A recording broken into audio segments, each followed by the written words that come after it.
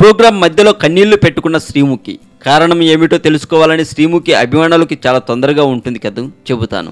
Anchor come actor అయినటువంటి శ్రీముఖి గారు కన్నీళ్లు పెట్టుకుందంటే ఇదేదో సినిమా కోసం అనుకున్నారు, కానే కాదు, రియల్ సీన్. ఫాదర్స్ డే సందర్భంగా ఓ ప్రోగ్రామ్ లో అందరూ వారి తల్లిదండ్రులను గురించి మాట్లాడుతున్నారు. ఈ కార్యక్రమానికి బుల్లితెర నటులు తమ కుమార్తెలు కుమారులతో వచ్చారు.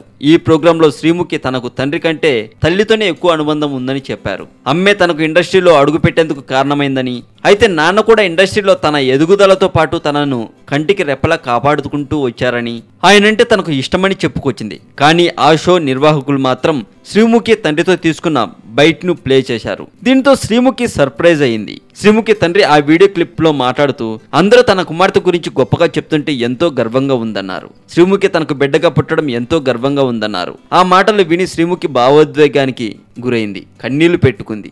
భావోద్వేగాన్ని నియంత్రించుకోలేక ఏడ్చేసింది. ఈ సీన్ ను టీవీలో ఎటువంటి ఎడిటింగ్ చేయకుండా ప్రసారం చేశారు.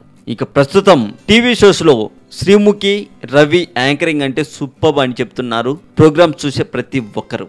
మరి మరింత టాలీవుడ్ సమాచారం కోసం సబ్స్క్రైబ్ చేయండి టాలీవుడ్ సెంటర్.